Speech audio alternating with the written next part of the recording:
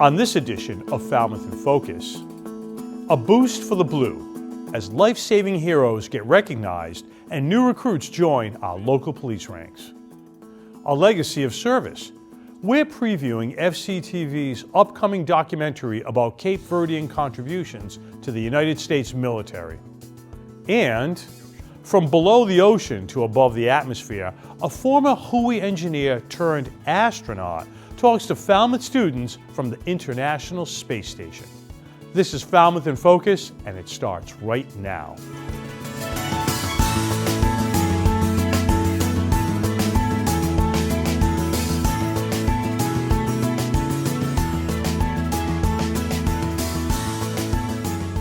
Hello and welcome to Falmouth in Focus, our bi-monthly roundup of local events and FCTV member engagement with the community. I'm Michael Kasparian. And I'm Eileen Preston. That's all coming up in just a bit. First, though, our Falmouth Police Department took center stage at the most recent Select Board meeting. The department presented two officers with life-saving awards, Officer Sean Flaherty and Officer Dave Massey. The two officers responded to a crisis involving an Army veteran at a medical facility. The man was experiencing PTSD and threatened to kill himself with a shard of glass. Officer Massey identified himself as a former active duty Marine and established a rapport with his fellow veteran by talking to him about their military experiences. He was able to convince the man to disarm and accept help by putting a note in front of him guaranteeing him he would not be charged. Both officers exhibited restraint during a chaotic and dangerous incident, and their de-escalation efforts resulted in a positive outcome, ensuring the U.S. Army veteran received the necessary help. In a separate incident about a week later, Officer Flaherty encountered an unhoused woman in her car who was unresponsive. He immediately determined she was an overdose victim and administered Narcan to save her life. Chief Laurie told the Select Board and the audience in attendance that mental health initiatives are something Falmouth Police deal with every single day. And he thanked the Select Board for funding to hire 2 licensed social workers. Chief Laurie says they'll be part of what he calls the Mental Health Law Enforcement Co-Response Team. Stephanie Doherty grew up on the Cape and returned to the area after completing her undergraduate degree at the University of Washington, Seattle. Stephanie obtained a master's degree in social work from Boston University and has been engaged in social work for the past 14 years in a variety of positions. Molly Marshall attended New England College for her undergraduate degree with her primary focus in child development psychology and a minor in social work. She obtained her master's degree from Boston College with a focus in children, youth, and families. Since obtaining her master's degree, Molly has worked within both correctional and recovery settings, teaching parenting, employment, reentry, and recovering skills. Molly was born and raised in Falmouth and is incredibly excited to partner with the Falmouth Police Department. And I approached the Law Enforcement Council chiefs on the Cape, and we're creating a law enforcement crisis intervention team where our clinicians will be working with each other across the Cape. So this isn't just a Falmouth problem, this is a regional problem. I believe in regional policing, and these 2 young ladies are going to help us really get to assist a lot of people. They've been extremely busy in their time with us. I'm very proud of both of them, and they're a welcome, phenomenal addition to Team Falmouth PD. Excellent.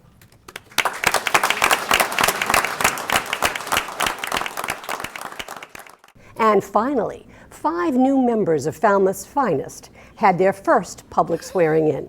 6 new members, actually, if you count Chief Laurie himself. They are David McGraw, Anthony Fusaro, Cooper Chapman, Rowan Curley, and Andrew Roy. Chief Laurie has been charged by the board to recruit more officers, and he's working hard to fill out the ranks. We've got 9 going to the academy in 2 weeks, so we're on our way.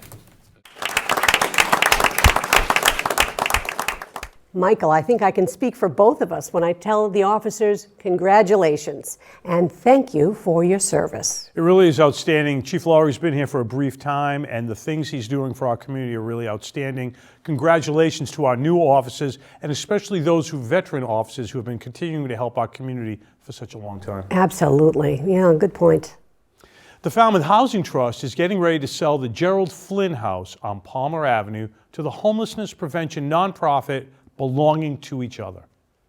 The groups issued a recent joint press release that says, The boards of both nonprofits realized that by working together, they could solve numerous problems. The Flynn House would remain in use as long-term, stable housing for BTEO, ensuring it would not be developed for other purposes. And Falmouth Housing Trust could invest the proceeds into building and renovating additional home ownership opportunities in Falmouth. You know, Eileen, this is really important information because in the past, BTEOs had to rent hotel rooms or houses, and I think this will ensure that their mission to house homeless people in the winter will continue to go on. I think you're right, and I think they'll save a lot of money, and they'll be sure to have some rooms there because they own the space, Absolutely, right? yes. Yeah. Falmouth Public Schools are celebrating a grant from the Falmouth Road Race. Road Race officials say they want to support youth athletics and encourage educational programming that promotes health and wellness. Here's a closer look. We're reintroducing the tackle football program at the Lawrence School, and we're really excited to try and bring the program back in an effort to increase safety, responsibility, and leadership for our 7th and 8th grade students and prepare them for the high school and beyond. Thank you very much. I was lucky enough to play for Lawrence School football when we had a team a long time ago, and I was recently head coach at the high school, so really hoping to get a youth program going with the current head coach and obviously with Mr. Bushy, and we're very excited to hopefully get this going in the fall. Can't wait. So the other grant that we were awarded from the Falmouth Road Race, which thank you, I feel like we are so supported in Falmouth Public Schools by the Road Race, the board. But this one came about just with the Clipper pride and trying to build the enthusiasm. And so along Main Street there are the light posts, and there's banners periodically throughout the year, but what I have never seen is the home of the Clippers. And just like we're trying to show through the school district, talking about the Bulldogs, that we are Bulldogs today, but Clippers forever. The same at our elementary schools. We may be Makos today, but we will be Clippers tomorrow in the future. And so we are all Clippers, and this community really supports the Clippers. And so home of the Clippers will be new banners that we'll see. DPW, thank you very much. We talked that we can get the banners hung periodically throughout the year when there's not other. So this is a great team effort. I really appreciate it. And so look for the banners soon. Let's take a short break. Still to come, wearing the uniform of the United States Armed Forces while keeping a connection to Cape Verde at heart. And later, WHOI partners with NASA on a live link-up to help local students learn about life in space. For 40 years, the Cape and Islands Veterans Outreach Center has been singularly dedicated to providing comprehensive, life-sustaining services for veterans and their families on Cape Cod and the islands. The Cape and Islands Veterans Outreach Center has a food pantry to help veterans and their families to address challenges faced by food insecurities and hunger. We have a food distribution center at 223 Stevens Street in Hyannis, open every Thursday from 9 a.m. to 1 p.m. and 4 p.m. to 6 p.m. to pick up fresh produce, canned goods, chicken, pork and beef, toiletries, and other necessities. In addition, our mobile food pantry goes to the AMVETS Post 70 in Falmouth every first and third Tuesday of the month, and the Elks Lodge in Eastham on the second and fourth Tuesday of the month. Every third Wednesday of the month, we are at the American Legion in Vineyard Haven. If you are a homebound veteran and unable to drive, we also have a home delivery program. Here's a quick reminder that the Woods Hole Diversity Advisory Committee has put together a whole series of interesting cultural events for February's Black History Month. The theme is African Americans and the Arts. The diverse offerings include a February 10th screening of Going to Mars, courtesy of the Woods Hole Film Festival. The award-winning documentary is a celebration of radical black poet Nikki Giovanni, whose work dared us to imagine a world where black women lead and equity is a reality. Separately on the 10th, the North Falmouth Village Association is serving up Cape Verdean song and storytelling. Singer Candida Rose presents Cabo Americana. The Cabo Jazz Ensemble will also perform, and a Cape Verdean specialty food truck will be on site. FCTV is working with Falmouth's Cape Cod Cape Verdean Museum and Cultural Center on an upcoming documentary. It tells the story of generations that served in the U.S. military while holding on to their cultural legacy. Here's a little preview. In the heart of the Atlantic Ocean lies a nation with a rich history and a powerful legacy of service. For generations, Cape Verdeans have journeyed to America seeking a new home and a chance at the American dream. But their contributions extend far beyond their arrival on these shores. Join us on a journey through time as we trace the remarkable story of Cape Verdeans who answered the call to serve in the United States military. I was in my first year of college when I got a notification from the draft board that I was going to be drafted. I said, I think I'll sign up for the Navy. But at that time, the Navy was still hard-nosed, still segregated. They didn't want to allow any blacks to fly or have anything to do. What they wanted us to do was to take in the galleys, the kitchens, and the lavatories and things like that. In other words, we had the lowest of the lowest job. But we did it. We did what we had to do because we realized we were in a situation where everybody has to work and you have to set aside your own personal feelings. After going to flight school, learning how to fly helicopters, which was different from airplanes, and very scary at first, and they taught you how to fly, and then the instructor would turn off the engine, which is not very good for flying, but they showed you how to auto-rotate. Come back to the ground, the rotors are still turning, and make a soft landing with no engines on. And you practice that over and over again. I joined the military in 1987. I was actually an officer. I was the first Air Force nurse to work at this joint Air Force Army hospital, Landstuhl, which is where they always take, you hear Ramstein, that's where I was stationed. That's where they take all the people. When they're sick, they go to Ramstein and Landstuhl Hospital, and that's where I was. Through the eyes and voices of veterans who have proudly worn the uniform, we uncover tales of bravery, sacrifice, and resilience. This is a tribute to a community that has not only defended our nation, but also enriched its cultural tapestry. Cape Verdeans in America, a legacy of service. Coming soon. Stay tuned for a powerful documentary that honors their remarkable journey.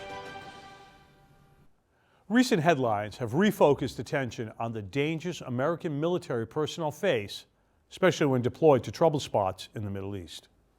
Here in Falmouth, we have a soldier who serves the public in both a military and a political capacity. Daniel Gesson, Falmouth's representative to the Barnstable County Assembly of Delegates and a second lieutenant in the Massachusetts Army National Guard, recently received federal orders to deploy to Iraq. He stopped by our FCTV studio to address his constituents just days before leaving to support Operation Inherent Resolve. I think it's super important to be transparent about this process, specifically because I plan on both representing Falmouth on the Assembly of Delegates while I'm deployed. So I believe it's important to kind of explain how that can work and what I intend to do while I'm doing both jobs. Excellent. So let's get right into it. I don't want to bury the lead. Let's talk about deployment. What does that entail? How did you find out? How long will you be gone? What will you be doing? What can you tell us? So this is a regular deployment with the Guard, usually on a 5-year cycle with most units in the United States. So it didn't come out of the blue. This is something that the unit builds up to progressively over the course of 5 years in order to be ready to deploy anywhere in the world. The Massachusetts National Guard specifically got tasked with a deployment to the Middle East, and that's what we're going to be doing. So that means on January 25th, we're going to go on active duty orders. About a couple days after that, we're going to get on a flight down to Fort Bliss, where we'll train for about a month and a half before we head out of country. So let's talk about how that's going to work. You're going to still be an Assembly of Delegate representative for Falmouth. How will that work? It's definitely not going to be without some complications, as expected. I mean, there's an 8-hour time difference. Right. And while I'm out there, my primary responsibility is, of course, to the soldiers I'm leading and to the mission at hand. But I'm far from the first person to ever serve in a dual role like this. I think there's a number of state representatives at the local level. And I think we had Senator Scott Brown, a U.S. Senator, That's right. Was a colonel in the National Guard while serving in the U.S. Senate. So I'm far from the first and far from the most important person to ever do a dual responsibility like this. And in the post-COVID world, where a lot of these assembly meetings are all hybrid or some of them are completely remote, I've had some experience with that, and I think it's never been more feasible to serve in these dual responsibilities than it is now. Assembly, for the most part, has a quorum in person, and 1 or 2 delegates might tune in virtually from time to time. But all our committee hearings are generally virtual, which is super helpful because that it allows the public to tune in and voice their opinions. It allows us to get speakers from across the Commonwealth in to discuss issues, and it's also just much easier scheduling-wise because everyone on the Assembly has a day job.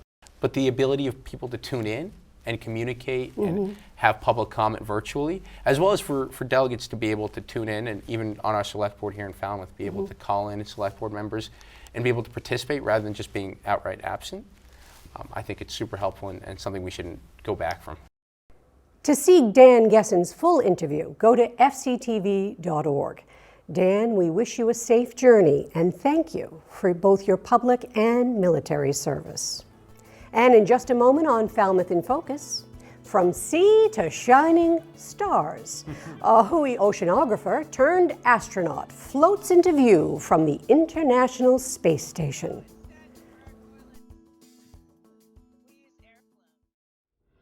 A message from the Upper Cape Women's Coalition. We firmly believe that conflicts within our homes, our community, and our country can be resolved by listening to each other, learning from each other, and respecting each other. Renewed efforts to ensure that women's lives are safe, free of fear, intimidation, and violence in our homes, at work, and in our neighborhoods, no matter where we're from, whom we love, or how we identify. Women's bodies are respected. A healthcare system that takes our needs seriously, from research to treatment to supporting women making decisions about when and if to start a family. Women's work is valued.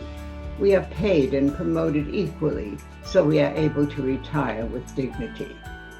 Women's families are supported. Policies allowing women to make responsible decisions between family and work.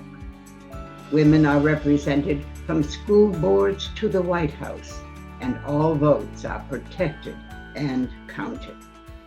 We send you warm wishes to all.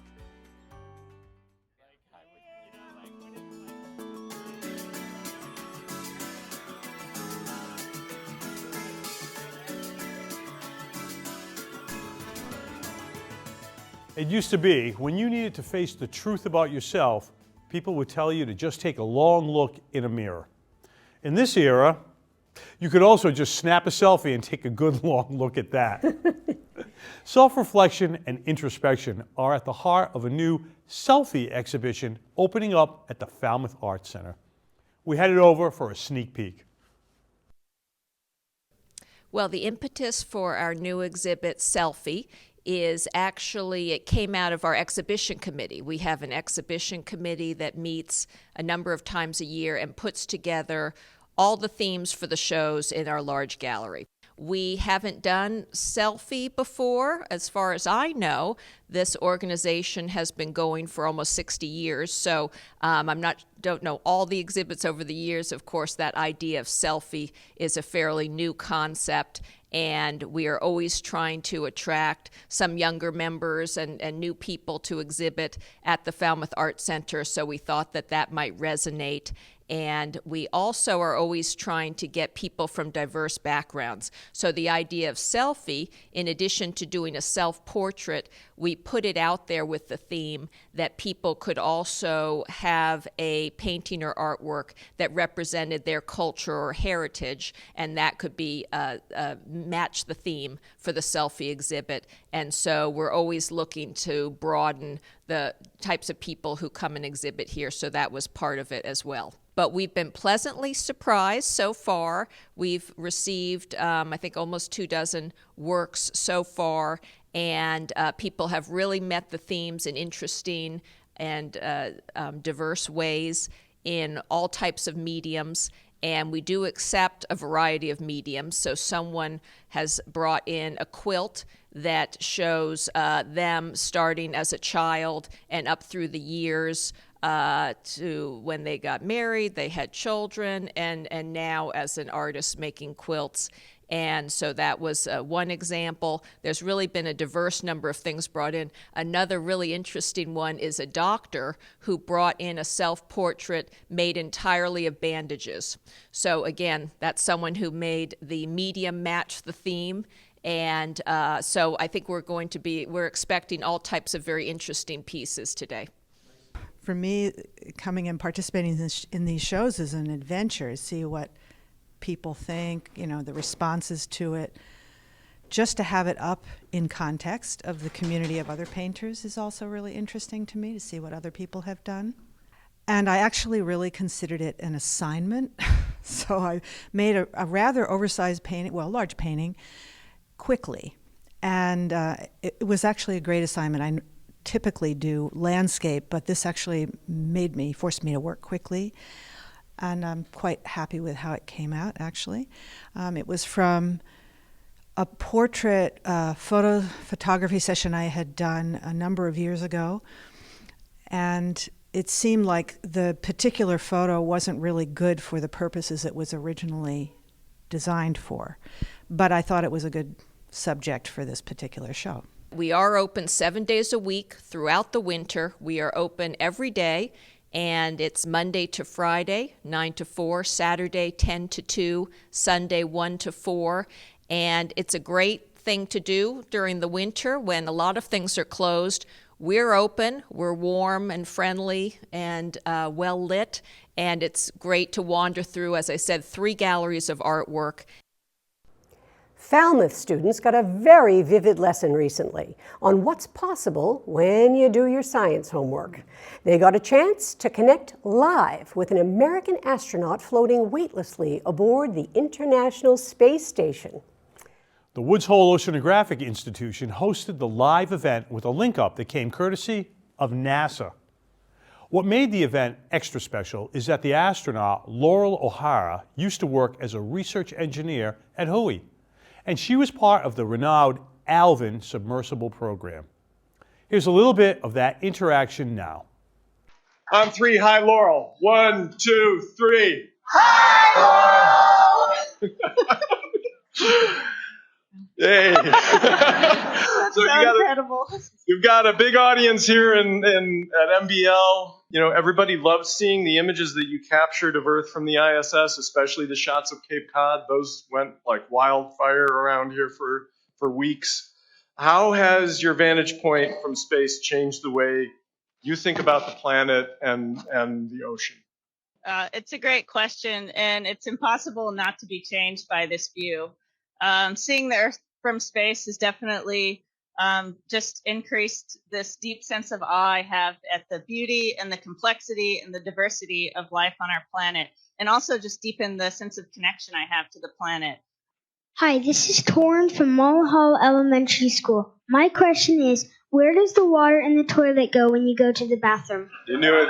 You knew it had to come. Everybody asked about Alvin asked that. Also a great question, because actually in space, we don't use water in our toilets.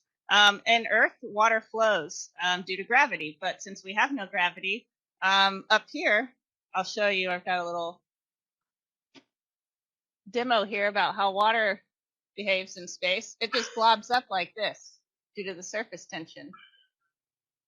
Now I gotta deal with this.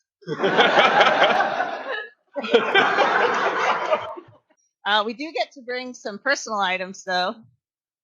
And one of the things I brought, I think you've already seen some pictures of it, was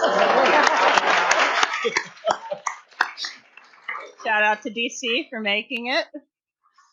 Oh, that's right. But this has been really fun and nice to have up here. Yeah. Laurel, I heard you also are wearing Alvin socks. Could you show those to us?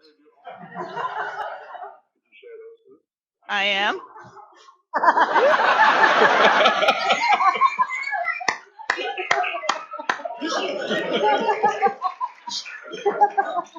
Hi, this is Elena from Morse Pond School. My question is, what's it like to sleep in zero gravity?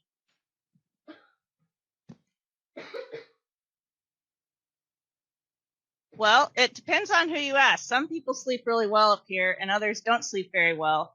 One, because of microgravity, and two, because we see so many sunrises and sunsets every day that it can mess with your circadian rhythm. You don't really know what time it is anymore. I fortunately sleep really well. I love sleeping up here. I think it's better than Earth. And the way it works is we have a sleeping bag that we zip ourselves into. That's attached to the wall with bungee cords. And then you just kind of like float in the sleeping bag. And so for me, I just kind of stick my arms out and I just sort of assume this position. Hi, this is Alana from Morse Pond School. My question is, what is the coolest / most rare thing you have seen in space?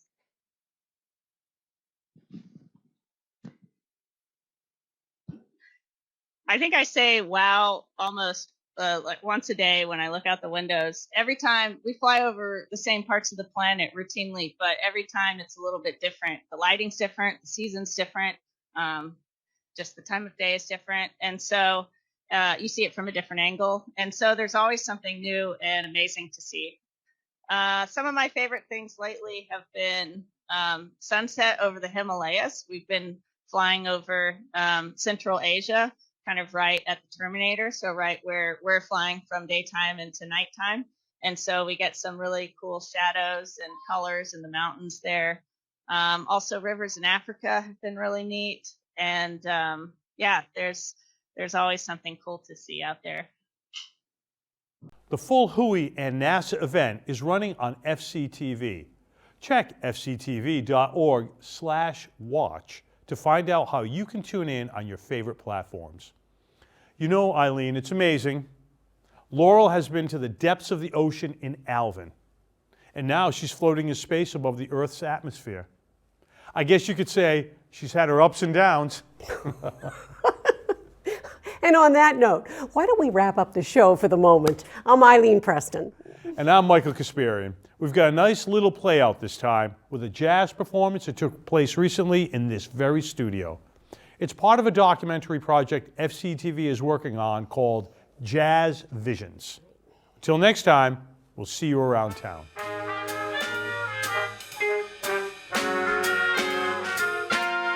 C'est si bon de partir n'importe où, bras dessus, bras dessous, en chantant des chansons. C'est si bon de se dire des mots doux, des petites rien du tout,